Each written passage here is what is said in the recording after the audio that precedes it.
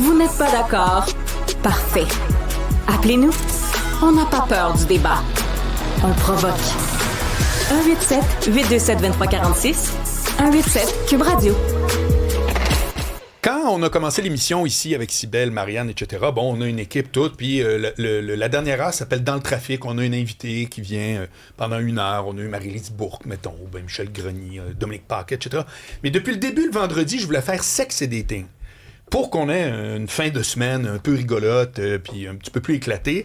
Puis j'ai approché, à un moment donné, quelques sexologues ici et là. Puis c'était un peu compliqué. Mais j'ai fait... Pourquoi demander à quelqu'un qui parle de sexe puis pas inviter quelqu'un qui en fait? Et voilà qu'arrive Sonia von Sacher. Allô? Travailleuse du sexe et aussi avec ton podcast Filles de joie. Exactement. Où tu reçois de prestigieux invités comme qui, donc? Comme Marc Boilard. Ben, tabarouette. Alors, je vais te présenter tout le monde. Un chroniqueur ici qu'on aime beaucoup, Nicolas Duvernay. Tu le connais de Pure Vodka? C'est lui qui a parti ça, c'est Pure Vodka. Jim Romeo. Oh, je savais pas. C'est exact, c'est moi. J'adore les Romeo. Alors, il a insisté. J'ai fait non, mais il a insisté pour rester ici toute la première Mais moi, je crois que c'était moi qui étais l'invité de sexualité. Désolée. Qu'est-ce que tu fais là? Et je veux aussi te présenter Marianne, puis Cybèle, ma co-animatrice. Bienvenue. Bonjour. Sonia, merci de l'invitation. rentrons dans le vif du sujet tout de suite. Oui, je fais le sexe, comme tu as dit. Je suis une de ceux qui font le sexe. Voilà, exactement. Ça fait que, tantôt, plus tard, je veux savoir pourquoi tu as choisi ça, parce que en plus, tu as des études, t'as zéro le portrait de la travailleuse du sexe qui fait comme, ben là, mais il faut toujours bien que je mange 3 fois par jour. On n'est pas là, là. Mais rentrons dans le vif du sujet. Et là, je veux vraiment des textos, je veux des appels, c'est le temps. Là, surtout, là, les gars, les filles, n'importe qui, ça s'appelle sexe et dating. Le bout de dating, je peux m'en occuper un bout, là. Puis le bout de sexe... celle-là, je l'ai moins, ouais, là. exact, mais quand même. Qu'est-ce qu'on sait pas, Sonia von Sacher, de la sexualité des hommes? Oh mon Dieu, tellement de choses. On le voit pas comme je le vois. Et même moi, ça m'a pris du temps avant de me rendre compte. Il y avait tellement d'options à cette question-là, je dirais. On pense que les hommes veulent du sexe, mais en fait, ce qu'ils veulent, c'est une place où se permettre d'être vulnérables. Avant tout. C'est ça que je me rends compte. On permet pas aux hommes d'être vulnérables tant que ça.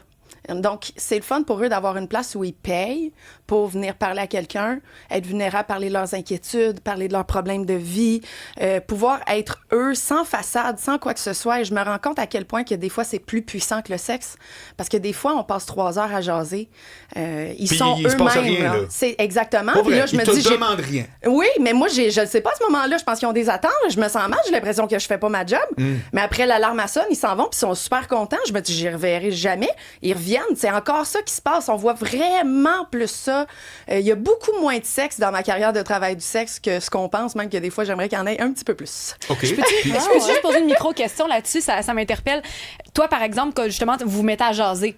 Mettons, y a-tu un moment où t'es comme, bon, tu sais, est-ce que vous voulez qu'on procède ou t'attends que ça vienne d'eux? Comment ça marche dans une situation comme ça? Ça dépend. D'habitude, les conversations sont tellement intéressantes, tellement rythmées. On dirait que j'ai de la misère à placer, là. Ça serait peut-être le temps que t'ailles prendre ta douche, tu sais. Des fois, je le place, tu sais. J'ai beaucoup de personnes qui viennent me voir aussi pour leur première expérience sexuelle. À ce moment-là, j'ai l'impression que si on fait juste jaser, ils vont s'en aller avec l'étiquette de puceau encore dans le front et qu'ils vont le regretter. Tu sais, oui, la conversation est le fun, mais peut-être qu'ils n'ont pas conscience du temps autant que moi. Je sais qu'on a 3 heures, je sais qu'on a 4 heures. Souvent, c'est des 3 heures, des 4 heures. Donc, je me dis, faudrait peut-être que je leur dise de s'en aller dans la douche. Là, finalement, je lâche un petit call à propos de ça, puis ils continuent à jaser, puis à un moment donné, l'alarme sonne, ils sont très satisfaits. L'alarme, tu parles d'une alarme de pompier là, que tu as mis discrète. Là, oui, quelque chose de... Seul, oui. System of a down dans le tapis. Mais là, moi, je vais rebondir sur un truc. Tu dis... des gens qui n'ont jamais eu de relation, mais est-ce que, moi dans ma tête, c'est, OK, il y a 17, 18, 19, non. J'en vois dans quarantaine, dans cinquantaine. Là. Pour vrai? Oui. Je sais pas si à cause de ma présence en... En fait, je sais c'est à cause de ma présence en ligne. Les gens se sentent déjà confortables avec moi. Comme je pense que ça aide, exactement. À cause de ton podcast, Filles de joie? À cause de ma présence en ligne, bien avant le podcast, j'ai été invitée dans tous les gros podcasts au Québec. Donc, les gens, ils peuvent écouter des centaines d'heures de moi qui radote. Je pense que ça aide à se sentir un peu familier avec quelqu'un. Donc, il arrive là. Dans le fond, c'est moi qui rencontre quelqu'un. C'est la majorité. Ils viennent voir Sonia. Oui, ils viennent voir Sonia. Moi, je rencontre une nouvelle personne. Eux, ils rencontrent quelqu'un qu'ils ont vu dans leur écran. D'ailleurs, à cet effet-là, il faut dire que à travers les services que tu offres, tu es une de celles qui s'est démarquée. Preuve en est que tu étais là, tout le monde en parle. Oui. Pour un documentaire dans lequel tu étais un peu en vedette, il faut le dire. Oui, une des protagonistes principales. Voilà, parce que ça racontait, puis là, je veux t'entendre, bien entendu, ça racontait la sexualité des handicapés. Oui. Et je veux te dire, même je t'ai envoyé l'article de Richard Terrien dans Le Soleil, qui couvre la télévision, puis qui avait écrit, Nicolas, tu vas trouver ça intéressant, il avait changé son avis bout pour bout en voyant le documentaire en question dans lequel Sonia von Sacher était. Ça me touche beaucoup. Ouais, c'est quelque chose comme... Mais c'est comme ça, moi aussi, que je t'ai découvert, en quelque sorte. À tout le monde en parle? À tout le monde en parle. Puis j'ai trouvé ça intéressant, que quelqu'un aussi prenne la parole. Parce que souvent, ça se fait cacher. On appelait ça les portes closes, pas pour rien. C'est parce que c'était derrière la porte. Mais les personnes qui viennent te voir, les hommes qui viennent te voir, c'est quoi le pourcentage qui sont en couple et pas en couple? C'est beaucoup moins que ce qu'on pense en couple. C'est sûr que je m'attends pas à ce qu'ils me le disent toutes, mais comme je vous dis, ils sont tellement vulnérables avec moi, souvent quand ils ont des problèmes de couple, quoi que ce soit, ils viennent m'en parler. Ils me disent pourquoi ils sont là. S'ils sont dans le couple, souvent ils vont me dire pourquoi ils ont besoin de plus que leur relation. Mais c'est vraiment un petit pourcentage. J'entends des témoignages de des collègues aux États-Unis ou quoi que ce soit, c'est 95% de leur clientèle. Moi, c'est une minorité, là. Okay. Un client sur 3... C'est culturel, tu penses?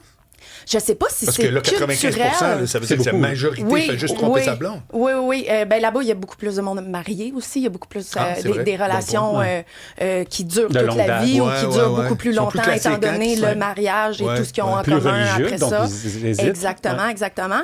Et aussi, là-bas, c'est super illégal. Donc, pour faire le pas vers ça, il faut comme avoir des motivations différentes. Ici, moi, je pense, puis je suis la première à faire affaire avec ces services-là si j'en ai besoin. Tu sais, j'ai un besoin, j'ai de l'argent, j'ai envie de penser à moi de façon égoïste pour un moment. Pourquoi pas aller voir quelqu'un qui pourvoit de ce genre de service-là? Puis est-ce qu'il y a des hommes qui viennent en couple et que leur femme ou copine, c'est... Oui, ils disent ma femme te fait dire salut, là. OK. Oui, j'en entends. Oui. Que ça soit la femme a un problème de santé qui fait qu'elle a moins de libido. J'ai des clients aussi que leur femme a un cancer terminal, etc. Donc, ils disent va chercher ce que tu as de besoin, reviens à moi après. Donc, va chercher ça vers une professionnelle avec qui tombera pas en amour avec toi, qui rendra pas le tout plus compliqué, etc. Donc, ça fait vraiment plus de sens de le faire de cette façon-là que d'aller sur Tinder ou sur un site de rencontre quelconque. C'est quoi le pourcentage de gens que c'est kinky leur affaire? C'est-à-dire que toi-même, tu fais « je suis mal à l'aise ». Oh mon Dieu, moi mal à l'aise. Non, mais c'est vrai, peut-être que la femme veut pas faire je sais pas quoi. Oui, ça aussi, c'est vrai. Il y a des hommes qui ont besoin ou qui veulent, là, plus ou moins. Qui veulent expérimenter quelque chose que leur femme veut pas faire. Mais moi, je veux dire que toi, ça te met mal à l'aise. Il y a rien qui me rend mal à l'aise. Souvent, j'ai des demandes que je vais juste décider de refuser sans king shame, comme on dit. Là, sans mais t'en as donné un exemple récemment, si tu veux qu'on en reparle. Je le sais où tu t'en vas. L'exemple de la couche. Oui, lui, j'avais dans la tête. J'ai eu une demande par courriel de quelqu'un qui voulait mettre des couches avec moi. Mettre des couches. Que tu lui mettes une couche. En fait, je pense qu'il voulait que tous les deux on porte une couche. Et j'y ai dit aucun jugement, mais je ne suis pas la bonne personne pour ça. OK. Pas de jugement, mais quand ça même, peut aller jusque-là. Au-delà de ça, t'as expliqué quelque chose, moi, qui m'a vraiment interpellée parce que t'es arrivé à parler de tes limites.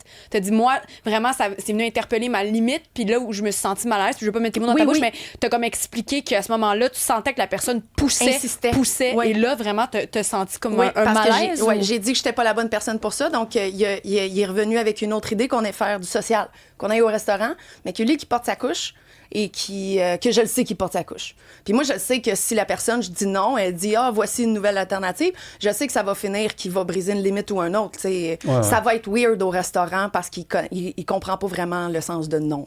Donc là, c'est un red flag. Peu importe c'est quoi ton fétiche, ton kink, si je dis non et tu dis « Ah, ben peut-être de cette façon-là », immense red flag dans ma carrière parce que dans mon métier, comment ça fonctionne, il faut que tu comprennes la valeur du non, même quand c'est même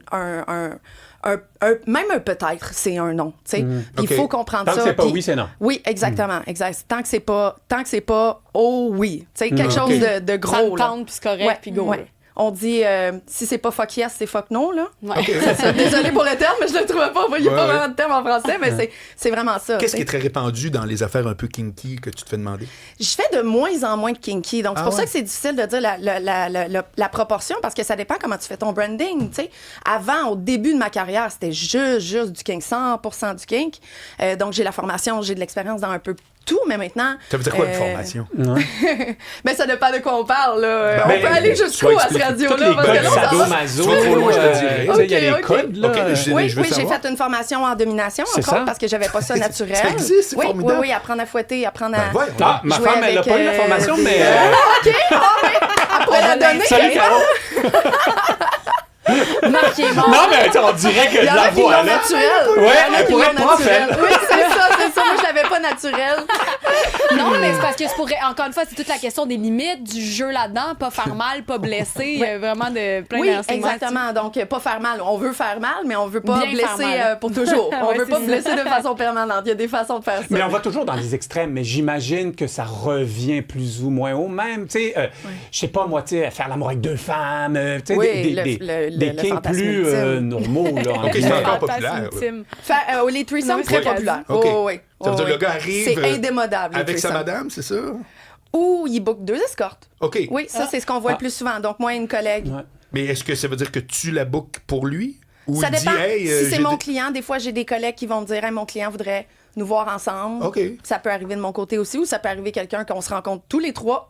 Je rencontre une nouvelle collègue, je rencontre un nouveau client. Oui. Et on fait ce que vous pensez qu'on Avez-vous fait. avez-vous une communauté, les travailleuses du sexe? Oui, Oui. on a plusieurs Ou communautés. chacune de leur bord, oui, c'est vrai. Parce que vous avez Oui. une compétition. Il y a de la compétition. Effectivement. Oui, et, oui. et donc, Ah. Il y a de la compétition, mais on est une sorte de caste de personnes que personne ne supporte d'une façon. Donc, si on ne se supporte pas entre nous, là, ça va pas bien. Là. Donc, oui, on se donne des trucs, on se donne des références, etc. Donc, j'ai vu ce client-là, je te le réfère, c'est un bon client, il a une bonne hygiène, etc. Donc, on s'aide de toutes sortes de façons. Même s'il y a de la compétition, on sait qu'on fait un métier très dangereux. Donc, on essaie de protéger nos collègues le plus possible. mais donc, oui, on a tous des Écoute, questions. on a reçu une... J'adore les... On a- Non, c'est comme tout le monde pitch, puis on a des auditeurs aussi. Je veux juste le mentionner. Si vous nous écoutez présentement, c'est pas grave, dites pas votre nom si vous êtes gêné. Exact. Mais appelez-nous ou posez-nous des questions si vous voulez. Mais il y a quelqu'un qui te demande, Sonia, est-ce que ce que tu fais est légal? Et si oui ou si non, est-ce que tu as des mêlées avec la justice? Est-ce que, puisque tu exposes autant ton métier, tu as des problèmes avec ça? On a une loi vraiment bizarre au Canada. On pourrait comparer ça au modèle nordique qu'on appelle, mais c'est pas vraiment un modèle nordique. En gros, pour faire ça simple... Oui, mais c'est quoi la le- loi? Ça, c'est super intéressant parce que, est-ce que moi, je croyais que, ben, aujourd'hui, maintenant, là, jusqu'au temps que tu vas parler, est-ce que c'est légal ou pas? Moi, je croyais que c'était illégal de payer pour avoir du sexe. Oui, ça l'est. C'est légal? C'est illégal. C'est illégal, OK. Oui. Donc, le travail du sexe est illégal. OK. C'est illégal d'acheter du sexe. C'est illégal d'aider une travailleuse du sexe à faire son métier d'une façon ou d'une autre, de profiter des fruits de la prostitution de quelqu'un d'autre. Moi, j'ai une immunité partielle aux yeux de la loi. Donc, en venant ici, je peux pas avoir de charge criminelle, à moins que je dise quelque chose comme je prends des revenus d'une de mes collègues en l'aidant pour quelque chose. Donc, tout ce qui est autour est criminalisé, mais moi, je suis pas décriminalisée. J'ai une immunité partielle. Donc, c'est fragile et on veut changer ça. À cause de l'immunité partielle. Est-ce que, parce que, disons, Pour calmer les la services... population, je te dirais que c'est ça. OK. Donc, on se dit, on protège les femmes en faisant ça. On protège pas du tout les femmes parce que leur métier est encore plus dans le background, est encore plus renfloué sur le tapis de la façon que la loi est faite. Ça nous met en danger tous les jours. OK, mais ton immunité n'est pas reliée au fait que toi, tu acceptes d'avoir des relations avec des personnes handicapées. Oh non, pas du tout. Pas Parce du que tout. ça, moi, je trouverais suis ça pas mieux que n'importe quel normal travail. que- OK, je l'avais peut-être mal expliqué.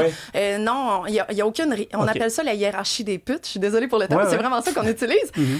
C'est pas parce que je vois des clients en situation de handicap ou que je charge cher de l'heure que je suis mieux que la fille qui travaille sur le Non, coin de non, non. Saint-Laurent. Et ça, c'est vraiment quelque chose que toutes les travailleuses du sexe, on partage comme valeur. Et la loi serait de la même façon. Moi, je serais pas d'accord si la loi changeait juste pour les personnes en situation de handicap. Certains seraient d'accord, surtout les personnes en situation de handicap. Oui.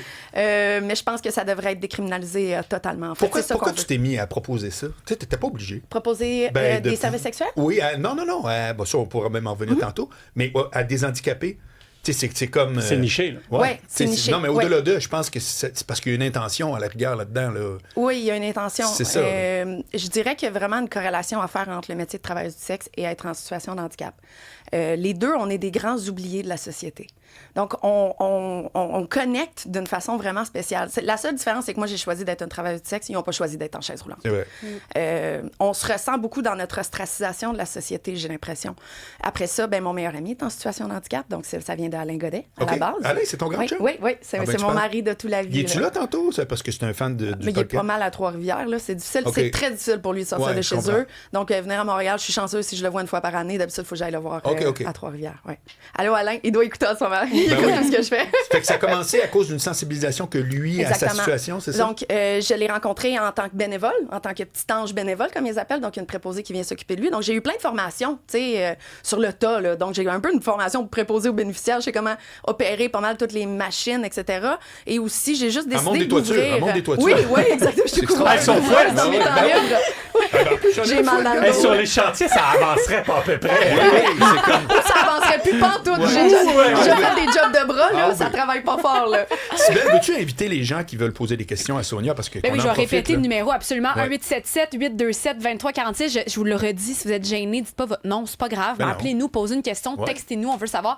Moi, je veux juste te relancer sur quelque chose que tu viens de dire. Tu dis, tu sais, on est deux ostracisés. Tu parles de toi, des personnes handicapées. Mais là, moi, je me mets dans une tête peut-être de fille. Moi, je connais pas votre métier, mais je me dis, tu sais, toi, tu parles au nom des autres, tu dis on est ostracisé. Mais moi, comment je te vois, c'est, tu sais, une belle fille qui fonctionne sur les réseaux sociaux, qui fait de l'argent. T'es-tu vraiment ostracisée? Mais c'est illégal, ce qu'elle fait déjà. C'est la première ostracisation. Comme je disais, j'ai une immunité partielle, mais c'est sûr que si on gratte, ils vont trouver quelque chose que je fais d'illégal. C'est sûr. Bonne question. En fait, je fais pas ça pour moi. Moi, ça va rien changer. C'est la première fois que je l'exprime comme ça, mais c'est vrai, ça va rien changer. Ça va changer quoi pour beaucoup de mes collègues, par contre? Donc, c'est pour ça que je le fais. J'ai du verbe, je sais que je suis capable de me présenter. Ça va rien m'enlever dans la vie. Moi, je veux d'être aussi présente sur la place publique. Mais il y a plein de gens que ça ferait beaucoup de troubles, ne serait-ce qu'avec leur famille, avec leurs proches, avec un futur métier, une future carrière qu'ils vont avoir dans un autre domaine, etc. Je me suis rendu compte qu'il n'y en avait pas une comme moi qui prenait le micro. Donc, c'est pour ça que j'avais accepté de le prendre. Ça avait assez marqué le monde, le premier podcast que j'avais fait. Donc, ça m'a comme donné une mission de vie d'essayer d'aider ça. Je pensais que ma mission allait être politique, donc pour la décriminalisation. Je me suis rendu compte tranquillement que, premièrement, il y a des gens qui s'occupent du côté politique, légal, et ils font ça mieux que moi.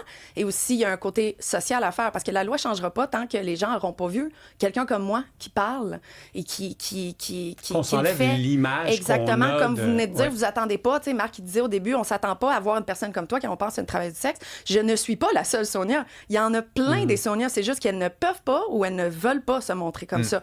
Ils font leur travail dans le background.